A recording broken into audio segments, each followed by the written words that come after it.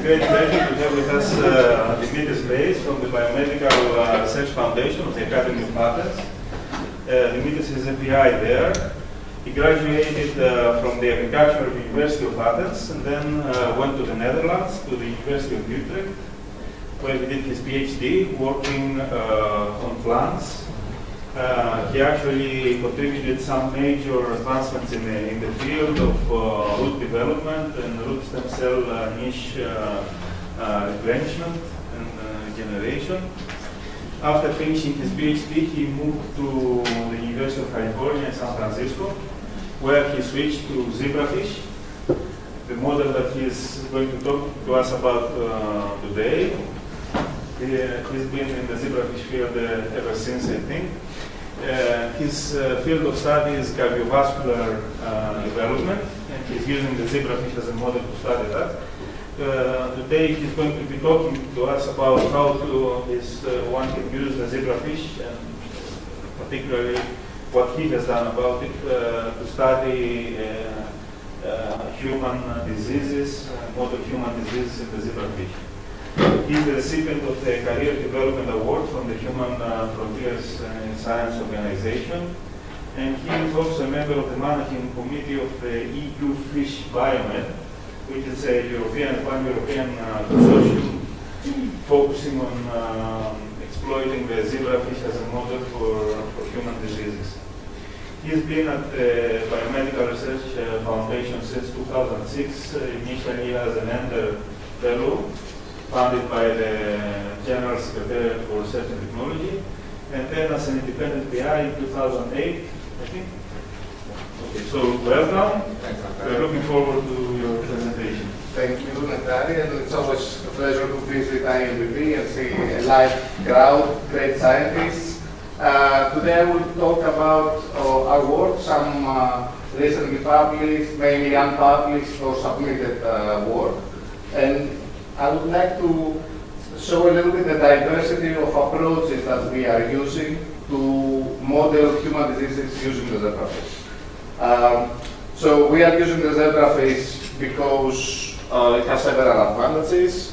And here you see the first 24 hours in the development of the embryo. Main advantage is external fertilization. Embryos are amenable to non-invasive in vivo microscopy. Transparency, so you can actually see through the embryo, and rapid development.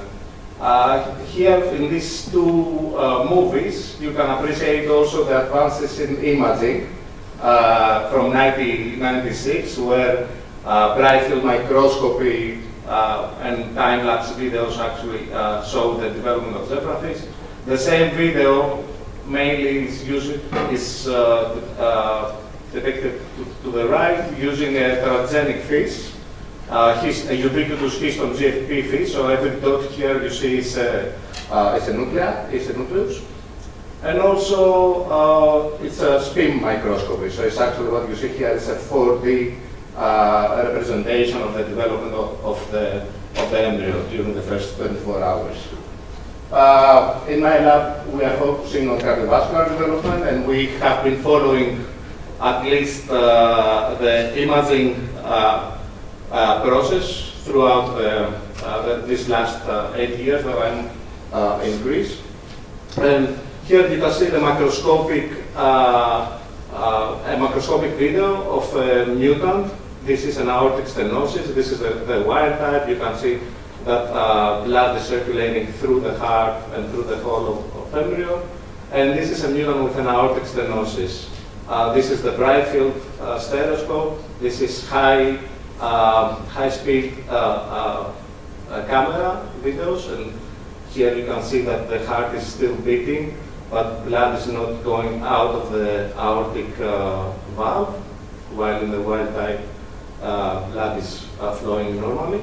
And this is now confocal resonant microscopy at the cellular level, and the transgenic line that I developed.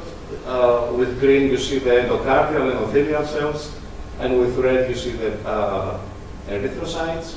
It's a GATA1 DSRF, and you see the blood flow through the aortic valve, while here you see the stenosis.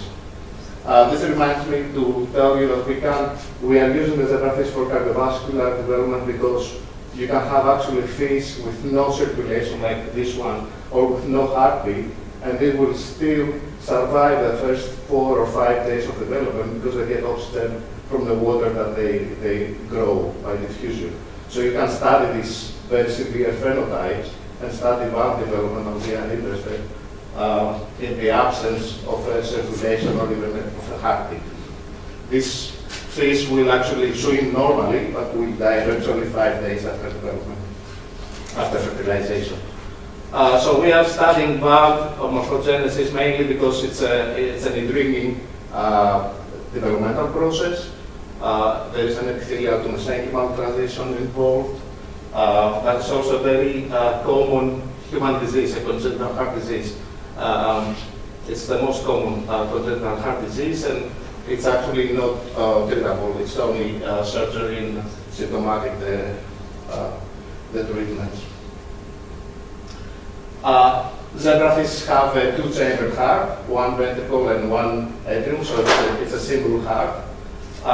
And they have 2 valves. I showed you the aortic valve in the previous slide, and this is now the atrioventricular valve during development. It's a definite amount of cells, a very small amount of cells involved. There are epithelial cells that you see outlined here in green, and this is a cross section. These are the epithelial cells. There are some mesenchymal cells that are actually Wnt positive. If you see here, the red cells are the mesenchymal looking cells that are Wnt responsive. This is a TCF cherry transgenic line that's actually a Wnt important line.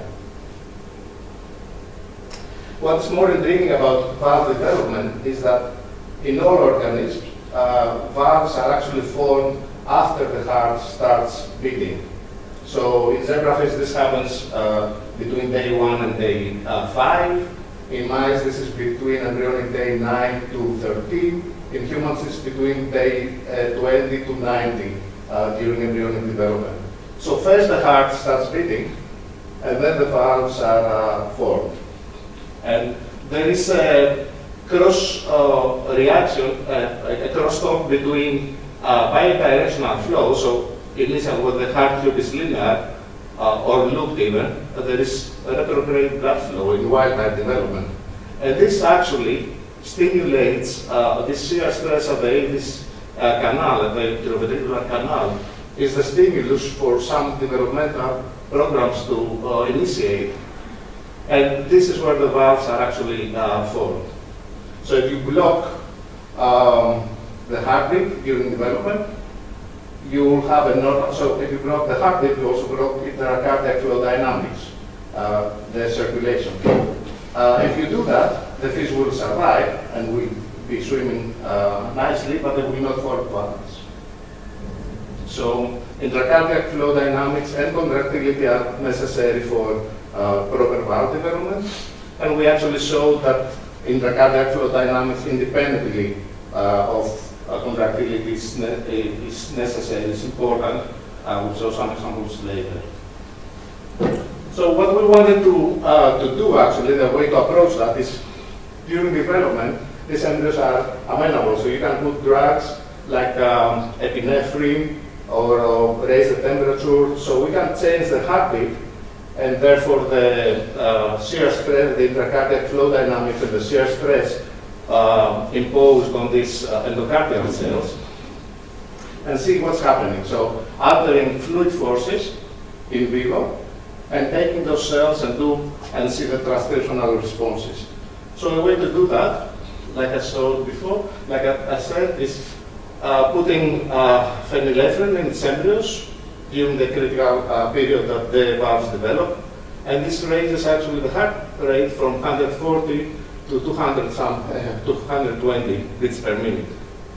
And you can see that also in this, because this is the treated versus this is the normal. So we are changing the heart rate, and then we wait for an hour, and then we fat sort these embryos that are labeled with GFP for the endocardium and endothelial cells. So we can take only endothelial cells, make RNA-seq libraries, and check the transcriptional response of other shear stress. So when we did that, we found 52 differentially expressed genes with statistical significance.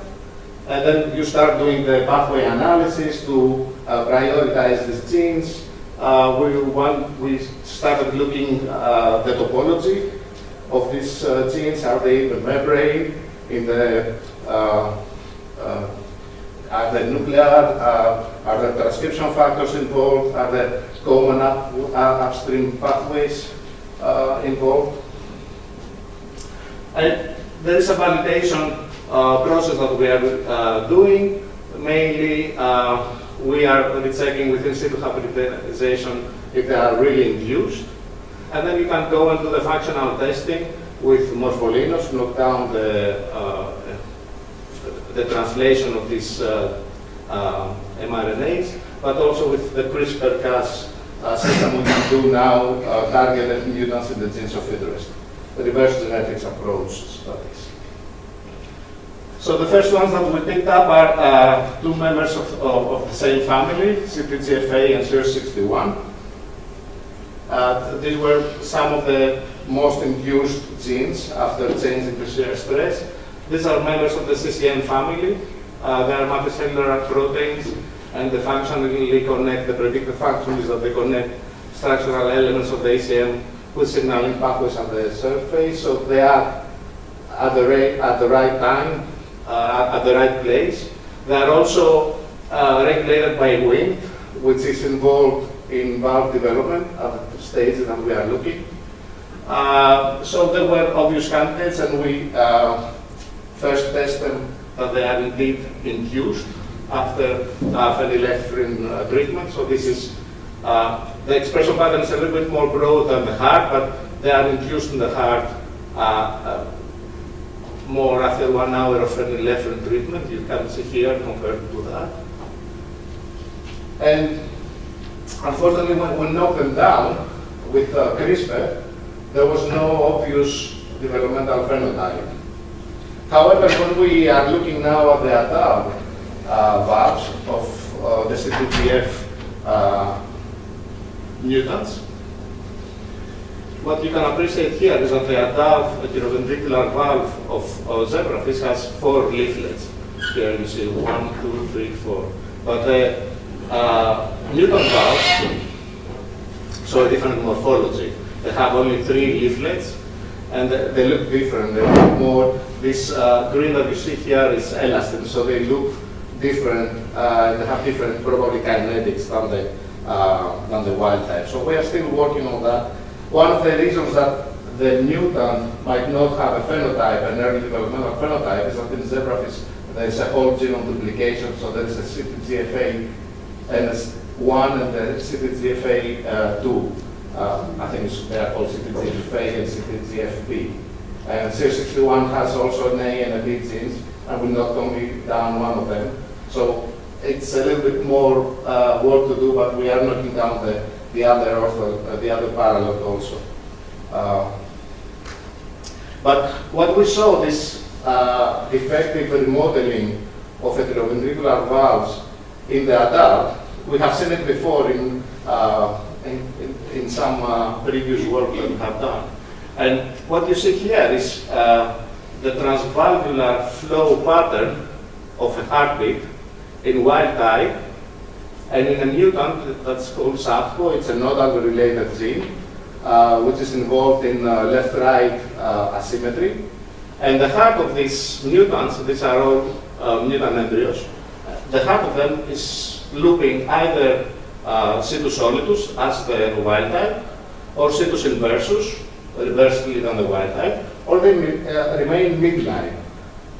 And what you can appreciate here is that if the heart loops, or if the heart of the mutant loops either situs solitus normally or inversely, the flow pattern at the early stages before the valves are formed, the flow pattern is still the same. But if they remain unlooped, so if you change the geometry of the heart and it remains as a linear cube, then the flow pattern is different, and you have an increase in this reverse flow fraction. So you have more retrograde blood flow through this AV canal. This is the atrium, this is the ventricle, and this is where the AV canal is. You have more blood going backwards, a bigger fraction than in the wild type, and the mutants that loop. So although we saw these mild defects in this mutant line, we haven't seen a major patterning phenotype. So you still get proper amount of mesenchymal cells in these 4 midline hearts. You still get normal patterning at the early stages. But if you look at the adult valve, then you see the same phenotype. So small midline hearts have a bicuspid valve, you see here, when you compare to the 4 cuspid valves of the wild type here and here, or even the brothers of the mutant brothers of small midline hearts that have looped hearts, either situs solidus or situs inversus.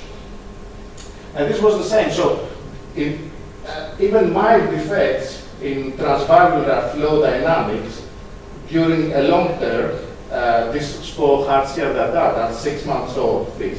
Even mild defects in transvalvular flow dynamics have an effect in valve morphogenesis. And namely here you see only bicuspid valves and not 4 leaflets. And this is the same in a different mutant that we have, the MYC6.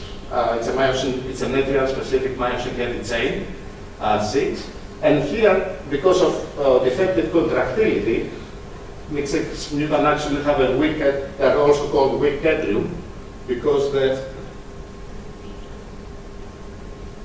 atrium of this mutant is not properly functioning. So that you have defective intracardiac flow dynamics because of less contractility of the atrium, and you get again the same phenotype by bicuspid valves in the adult instead of 4 leaflets. So we are still working on characterizing the CTGFA and the CIR61 phenotype and making double mutants or even triple mutants. But the intriguing phenotype of MYC6 here, the most intriguing phenotype of MYC6 was not so much the bicuspid valve of the adults, but basically that because of the non-functional atrium, you progressively have a dilated atrium that you see here, and then slowly you lose all the myocardial cells in the atrium. So you have actually adults with only one functional chamber, the ventricle. But this ventricle now has to work for both chambers. So it's working, it's a long-term ventricular pressure overload model. And what's happening is because this ventricle is working double the amount because the atrium is not working, this ventricle is becoming enlarged. And you see here it's more spherical. This is the adult mutant ventricle when you compare it with a more rugby-like shape of a normal ventricle. So that was a nice hyperplasia or hypertrophy model that we wanted to test, and then we also did RNA sequencing in these mutant ventricles and do differential expression analysis. And here we actually found a lot of genes that are significantly upregulated because it's a long-term remodeling model that we have here.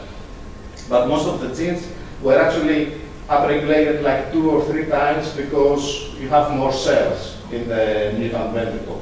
So we got rid of all those cells, and after the pathway analysis, I do a small summary here. And I show you that the MYC6 have actually a hypertrophic transcriptional profile. The closest mouse model to this ventricles is a dominant calcineurin overexpression in the myocardium. And these animals have a near stress response, but no apoptosis in their hearts. We have a reticulum 3, which is 80 times upregulated in our mutants, some FBOX E3 ligases. These are the genes. IGF signaling is also involved, apparently. And for some of the pathways we have already verified, like they are stressed because you have easy antibodies.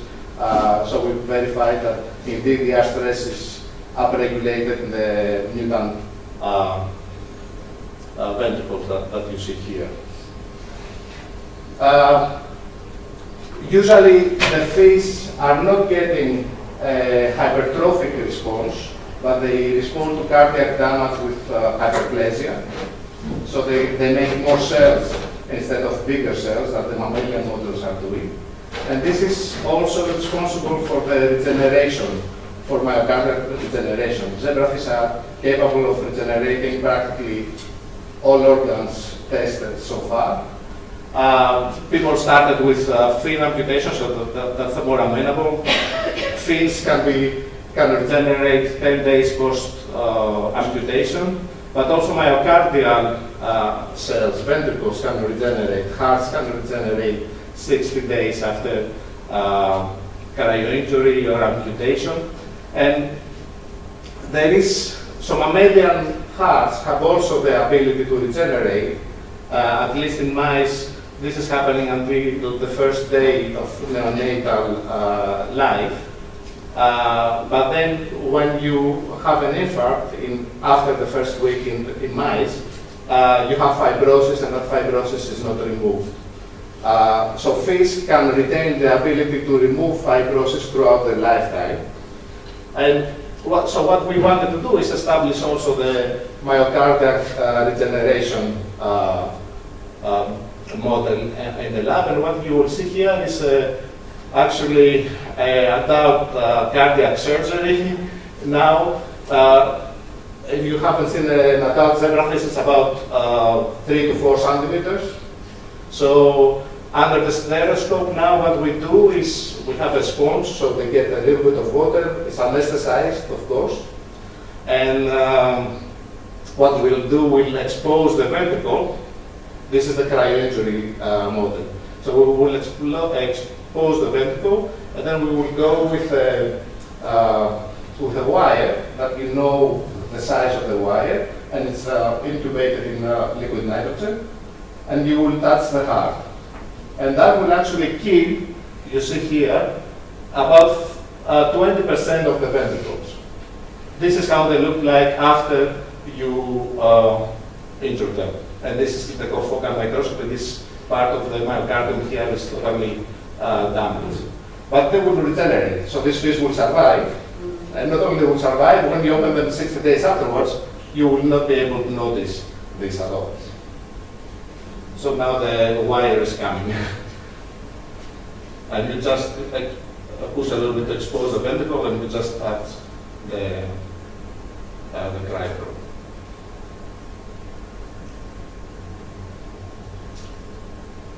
How long do they live? What's the last one? Supposing around 5 years, we usually get rid of them at 2 years in the lab because they lose fertility. So aging is not a great model. Although there is a telomerase mutant now that is doing everything very fast. 5 years is long. Yes. So we have been able to optimize that, and I had a training cardiologist, and we were doing them together. We could do like a fish every 5 minutes, more or less. But still, it's a very laborious and not very reproducible. You have to kill the fish actually to see what's going on and how much you damage. We have RNA sequencing from this regenerating heart, and especially we are focusing on the stages that fibrosis is getting removed, because we want to see these matrix metalon or MMPs that are upregulated in order to remove the fibrosis, which is not happening in mammalian models. But we moved to a more clean, less invasive model for regeneration, which is the GAL4 UAS nitroreductase.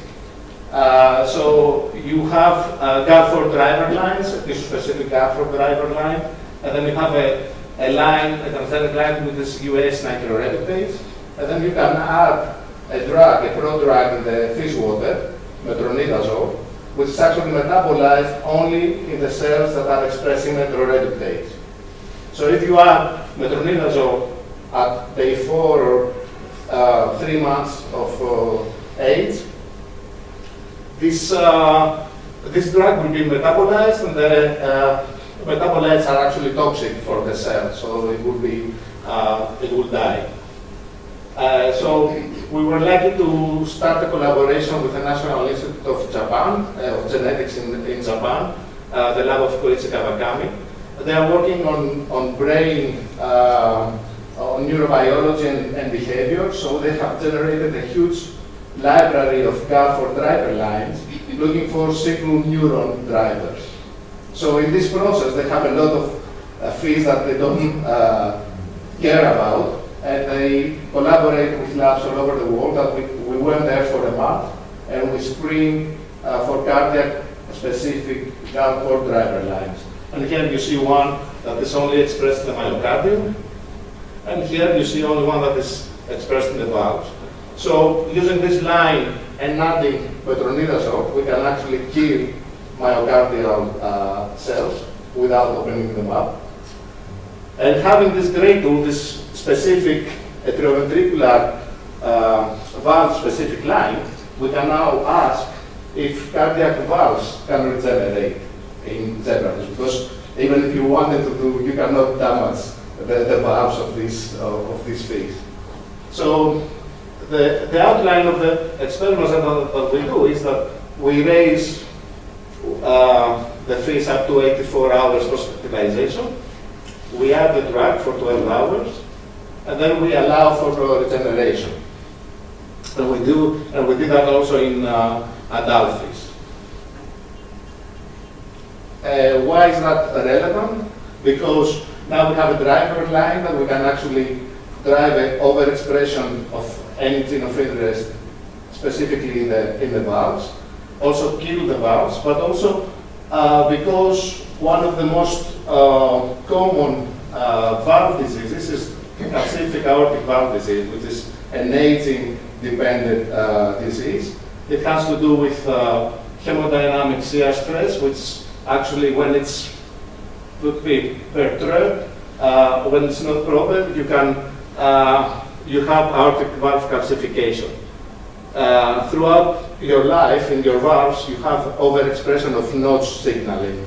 And notch signaling remains active, and basically, the Srivastava lab in San Francisco showed that notch1 is downregulating osteoblast transcriptional pathways, so you don't get calcification of valves. If you don't have proper hemodynamics through the valves, you don't have notch signaling, and you get calcification. And this is actually one of the most common valve diseases in humans, bicuspid valves or calcified valves during aging. So it's a relevant disease, and we wanted to know if valves in fish can regenerate. And what we did is we added metronidazole at 4 days, and 12 hours later we see that we kill most of the cells indeed. And this has also functional consequences. Here again I showed you the transvalvular flow fraction of a heartbeat through the heart of the fish. And you see that there is, at this stage, there's a very small reverse flow fraction. Here you will see it probably. Also here, just a few cells going back. But if you ablate the cells, if you ablate the valve cells, their role is to actually prevent retrograde blood flow, so you have an increased flow, reverse flow fraction per heartbeat. So we are ablating the valve cells, and it has a functional consequences. You increase the retrograde blood flow. So do they regenerate? I will be telling you that story if they didn't regenerate. So if you allow them for 2 days and then 8 days post-injury, here you see no cells at 4 days after the metronidazole treatment. You take out the metronidazole, you allow them to regenerate, valve cells, green cells and red cells are coming back. 8 days post-injury, you cannot see a lot of difference in the valve region between wild type and treated. What's the signaling pathways that are involved in regeneration? One of the first ones we looked was notch signaling because of the relevance with the human diseases, but because notch signaling is also upregulated during development.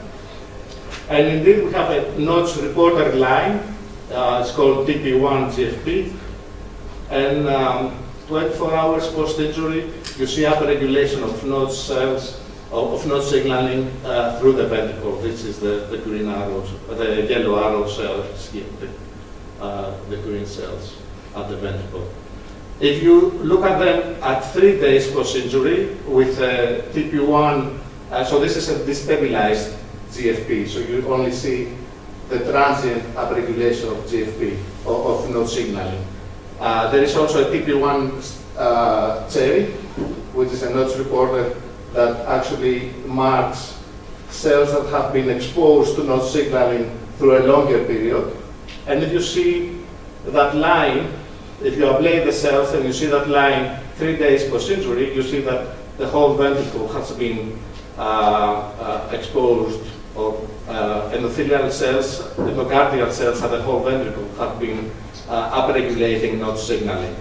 And if you put DAPT, the notch signaling inhibitor, you don't see this kind of upregulation, but you also don't see regeneration. So if you ablate the cells with metronidazole, and during the regeneration process you add DAPT to block notch signaling, you don't get regeneration of the valves. Then we went on and see if we can ablate adapt valves, which is a little bit more relevant to the disease. And first we had to analyze a little bit the expression pattern of the Galford driver lines during adult stages. These are the first actually drivers that have been described to be expressed specifically in the valves. And you see that green and red, so green is from the Galford driver line, the GFP, and red is from the nitroreductase, which is also fused with cherry. So actually the red cells will be mainly killed when you add metronidazole. And indeed, if you add metronidazole, but here I have removed the blue cells, which are the elastin. This is an elastin antibody. And elastin is actually staining the interstitial cells. So adult valve cells have the interstitial cells and also the epithelial cells. And our driver lines are actually mainly expressed in the epithelial cells, the endocardial cells. So when we kill them, the interstitial cells are still there, so I show you that very few green and red cells have remained. But when you take out the metronidazole and you allow them to regenerate, here already at 1 week post retrieval of the drug, you start seeing red cells coming back. So this is the control. This is now treated with metronidazole, no red cells here at the valves, and red cells are still coming, are already coming back 1 week post injury. So what I showed you at this part is that during valve development, you have initially you have notch signaling throughout the endocardium that is getting restricted at the AV canal and the aortic valve. And when you ablate at this stage, at 84 hours, when the notch signaling is already restricted, when you ablate valve cells, you start having retrograde blood flow again, so you go back to development, and you have notch expression throughout the heart, which is getting again restricted to the valve regions during regeneration. But if you block with DAPT the expression of notch throughout, the expansion of notch throughout the endocardium, then you also block regeneration of valves. So now we'll switch a little bit gear and I will talk about chemical screens that we are doing in the lab. And one pair of zebrafish can give a couple of 100 embryos per week. So my zebrafish room is about 1/3 of this room, and we have thousands of fish. So we can have hundreds of thousands of embryos per week. And you need a good phenotypic screen to actually do chemical genetics, large-scale chemical screens. And this is what's been called lately a phenotype-driven drug discovery approach. So what we have done is we have used a set of 90 compounds that the lab in Democritos, the lab of Dionysius Bourloumis, has generated. And this was actually, there was a lead compound that is blocking angiogenesis, and they wanted to optimize that lead compound. So they changed a little bit the site changed here at R1 or R2, and we screened through this library of 90 compounds. And what you see here is again this VGFR2 GFP line that I have generated. And in this is the normal development. This is the normal pattern of angiogenesis in embryos at 72 hours post-fertilization. And this is now after you treat with the drug. So there are no intersegmental vessels at all. And you can actually quantify that. Here you have only about 80% inhibition, but here you have 100% inhibition, and here you have 100% inhibition. So you can quantify the inhibition of angiogenesis. And that's what we did in that experiment. But these are single compounds that you are testing. We have been able to screen for inhibitor of melanogenesis from total plant extracts and very complex compounds. There's a new software also completed. What we have done here is we took the whole extract and we noticed that there's an inhibition of melanogenesis. These pigments that you see in zebrafish are actually melanocytes. So we were able to trace the bioactivity of this unknown compound in fractions from 7 to 2, and then you can do subfractionation of these fractions, and you can follow the bioactive compounds in several fractions, and then we were able actually to find 3 pure compounds that inhibit melanogenesis in fish. And you can actually quantify that also, the melanin production. You can isolate whole embryos, spin them around, and then quantify how much melanin they have. And this has been done here, so you can quantify, this was the best compound of the 3.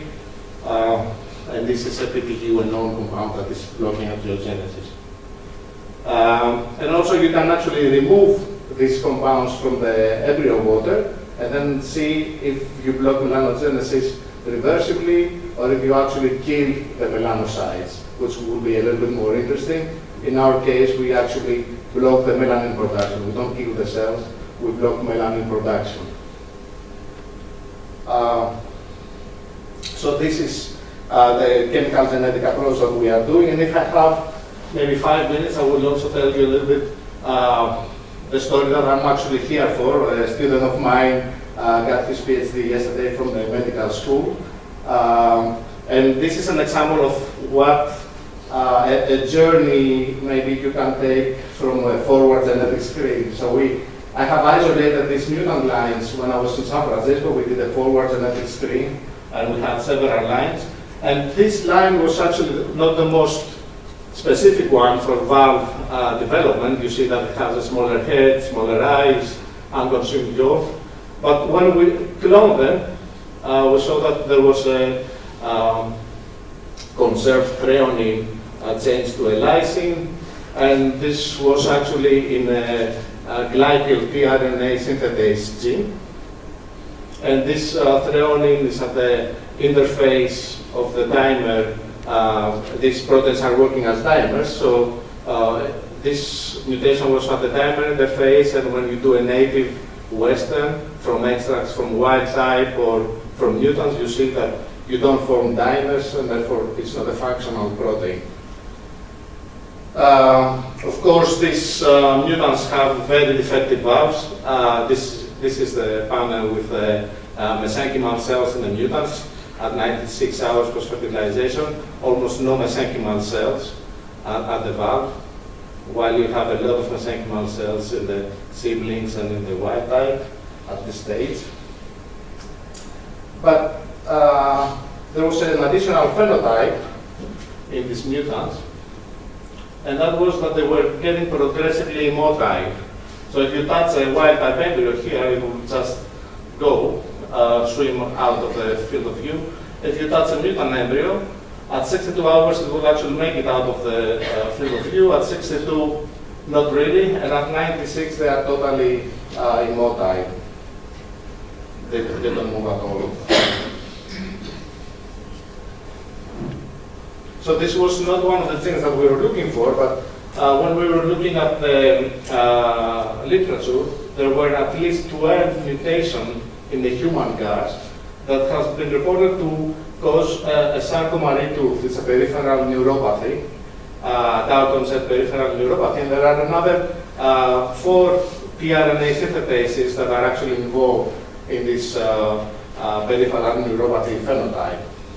GARS is a tRNA synthetase, it's involved in proteinosynthesis.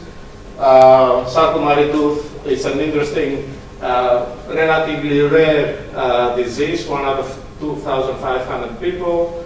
It's a progressive disorder. You lose peripheral nerves, but it's currently not curable. It has a strange, but it has several patterns of genetic inheritance. Most of them are actually autosomal dominant, but there are at least 30 genes that are involved in this sarcomere tooth phenotype, this neuropathy. One of them, the CMT2D, is dominant, autosomal, and it's caused by the human GARS gene. So in our mutant, initially there was no phenotype. At 24 hours there was no phenotype. They were swimming normally. And indeed, we haven't been able to see a neuromuscular or muscle phenotype at early stages. And this was happening because there was a maternal deposition of GARS mRNA. Here you see it with in situ at the two-cell stage embryo. And here you see it with a Wester at its maternally provided protein at the one-cell stage embryo. But then the fish were getting progressively immotile, so we decided to characterize them a little bit. And what we have done is quantify the neuromuscular junctions during development. And what I will show you now is the quantification of the neuromuscular junction development, but basically it will be the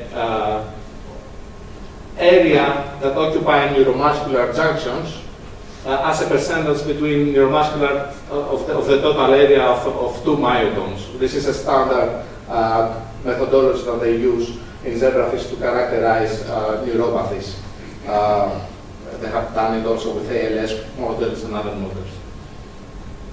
So this is how the images look like, and then we will take 2 of these myotomes and do image analysis to see the percentage of occupants between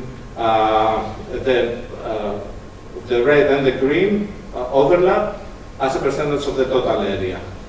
And as you can see here at 96 hours, this is a wild type, and this is a mutant. So you have practically no neuromuscular junctions formed. So to make the story short, we have been able, because there were 12 mutations in humans in this protein, all of them were actually conserved in the zebrafish gene.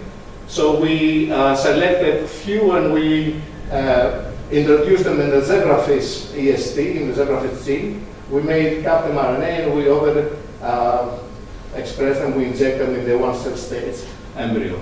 And practically, when we were rescuing the dimerization, when you express a mutant from humans in zebrafish, and you were rescuing the dimerization, you could rescue also the phenotype. Of course, also with wild type, you could rescue the phenotype. The only exception was a dominant mutation from human that you could actually rescue the dimerization, but not rescue the phenotype. But this mutation will also give a phenotype with wild-type embryos. Even if you injected in wild-type embryos, it will actually give you a neuromuscular phenotype. And this showed us that actually dimerization is required for the gas-mediated neurotoxicity in this dominant CM2T disease. And this is a summary of what I told you so far in reverse order.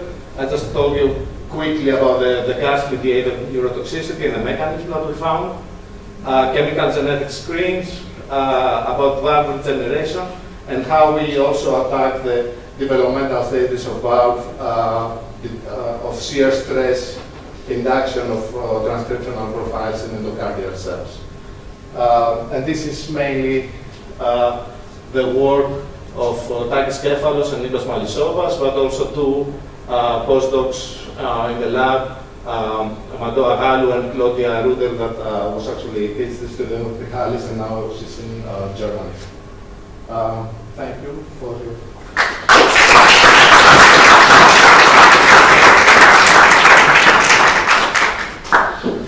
Thank you, Dimitri.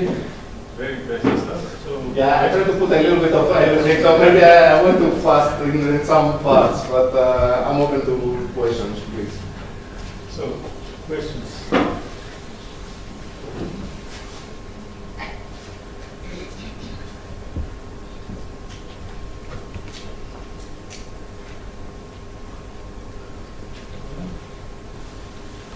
So if I may have the first question, just to warm things up a bit.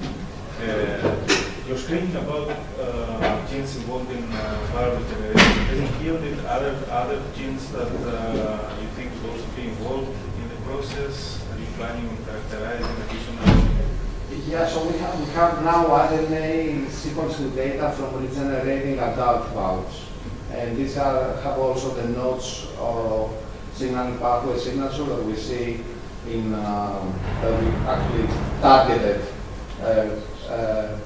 It was an educated guess that nodes will be involved in regeneration during embryo development. We cannot really do a screen early. I have done an RNA-seq screen using whole embryos, but you really dilute out your noise to signal ratio is not okay. So I will not do it again. But in adult valve regeneration, we can dissect out the hearts and take the region of the valve, and then I have actually a more focused transcriptional profile to analyze. We are still analyzing it. Nodes is there. There is some collagen genes. There are elastases also there because you have to make new cells, a new ECM. But it's still early for that adult regeneration part that we have. Do you find that there are some genes involved in viral regeneration that are also involved in other regeneration phenomena, for example, in other tissues, in other species? Do you think that there's a common denominator for regeneration processes across phyla, different organisms or different tissues? So node signaling is also in myocardial regeneration. There is FGF signaling which is involved, and it has been established already, I think, in fin and myocardial regeneration. I mean, of course, for example, retinoic acid is after my myocardial injury is upregulated in the epicardial cells. These are not present in valves, so I'm not expecting retinoic signaling to be upregulated, and we don't see it in the degenerating valves. But I'm pretty sure, FGF nodes will be involved in most of them, and we are looking for the more specific ones for valve regeneration. But node signaling is involved throughout our lifetimes to keep our valves clean from calcification. So that's going to be node signaling, and the downstream target is going to be very important for our reason, for our interest. When you do the screen with the chemicals, how many do you have to screen to see a phenotype? So we are putting about 20. I mean, people have been done, it depends on the phenotype that you're looking. People have done it in 96 well plates using only 2 embryos per well. We are not, because they have been doing that because they have the robots to actually pipette in 96 well plate format. We are doing it manually, so we can use also 24 well plates. So then you're using about 20 embryos per well. But we can view hundreds of molecules per week. And then you screen for different things. I mean, melanocytes and pigment is the most obvious one. Cardiac edema is also very obvious. But how frequent is to find the phenotype? I mean, how many fish you have, embryos you have to screen to find the phenotype with this particular drug? With this one, it was actually 100%. The extract was 100%. Because also it was not, I mean, we have done a screen, we were going more focused for the bioactive compounds. We are also doing a screen for myocardial regeneration using it's a myocardial specific cell cycle indicator line. It's called FUCI. It's genin and some other cell cycle proteins used to GFE. So when you induce myocardial proliferation, you get more green cells. And this is what you're looking for in that setup is 10 cells versus 6. So in this case, you have to do statistics. So you have to do confocal image analysis of 20 embryos and show that in your treated embryos you have 12 cells instead of 8, not to get a lot of false positive. So you cannot do it with 1 or 2 cells. But yeah, depending on the phenotype that you see, usually it's very robust. I will continue on that chemical screen. A first naive question is about, you mentioned 90 compounds that volume is made. These 90 were all somehow related to angiogenic There was a lead compound. alternatives of a molecule?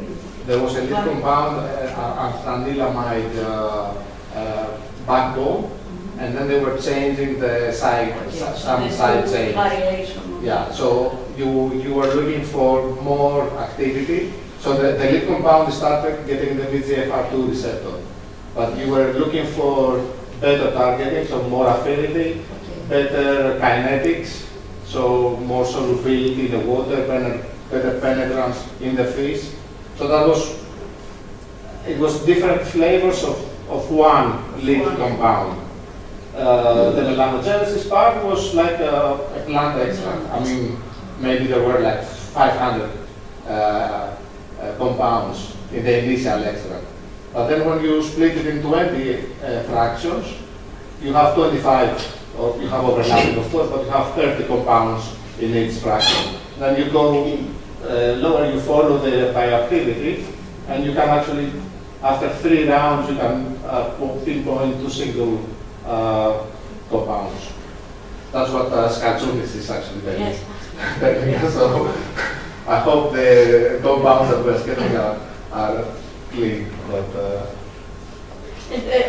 do you have any knowledge, or have you, among your chemicals, compound that, because you talked about regeneration, you have something that would refer differentiation, for example, something that reprogramming agent that would turn differentiation revert? We need a phenotype to do that. I mean, something that would promote regeneration. That would be. So the group in Ken Posh is in Duke, and they have established the myocardial regeneration program. They have done a lot of screens. So they know that AGF and Hedgehog signaling, so stimulators of these compounds, they promote myocardial proliferation at the embryonic stage, that you can actually do the screening. But when you go to the cryoinjury model, they promote also regeneration. So you do your screening at the embryonic stages to see induction of myocardiocite proliferation, and then you have these compounds. They have shown that they actually promote regeneration as well. So that's the idea. Yeah, a cell cycle transgenic line, or maybe an OX4 transgenic line, I don't know which transcription factor somebody could use. You can screen for induction. If you make a transgenic line as an indicator. Perhaps I missed it, but I would like to ask about this model you have with one ventricle. And so the question is, do these fishes are born like this? They're not developing a good atrium, or the atrium somehow degenerates or apoptosis or whatever because of the hypertrophy of the ventricle? No, so these are mutations in the myosin heavy chain 6 gene. MYC6 in mammalian models, MYC6 and MYC7 are embryonic and post-embryonic regulators of heart development. In fish, MYC6 is the myosin heavy chain of the atrium, and MYC7 is of the ventricle. So MYC6 mutants do not have a contractile atrium throughout development. But because the ventricle is, so the atrium is not contracting, but the ventricle is contracting. So they maintain circulation and they can actually survive. But because it's not contracting, it's not functional, it degenerates. And then, I mean, if you go to adult stages, there is no atrium, there are no cardiomyocytes in the atrium. The sinus venosus is going directly into the ventricle. But because this ventricle has to work extra hard, it's becoming hypertrophic.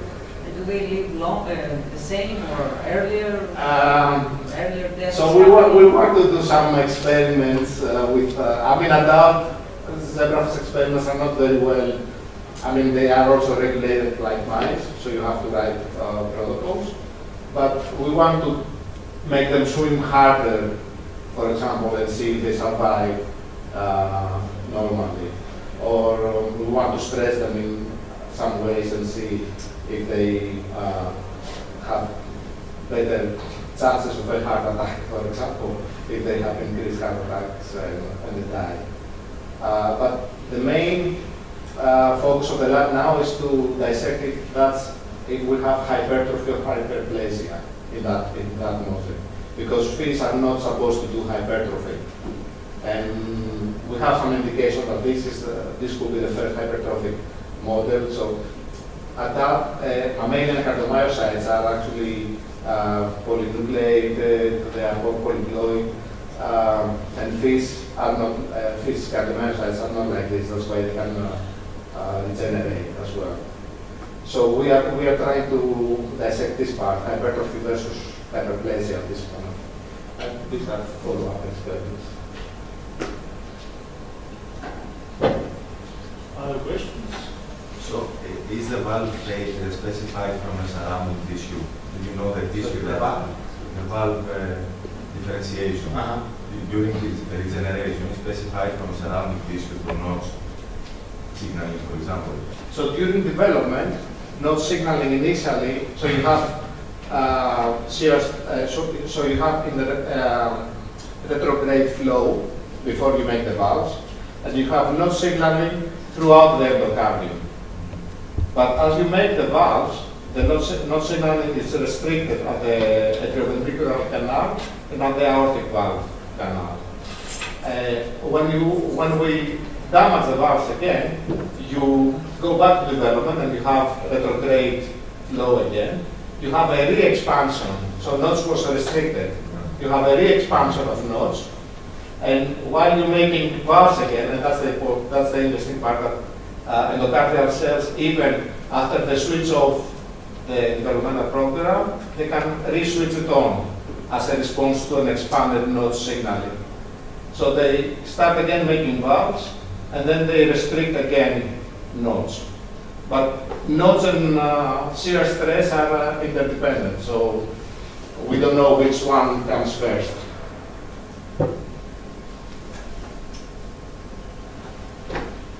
Any other questions? If not, thanks, Dimitri.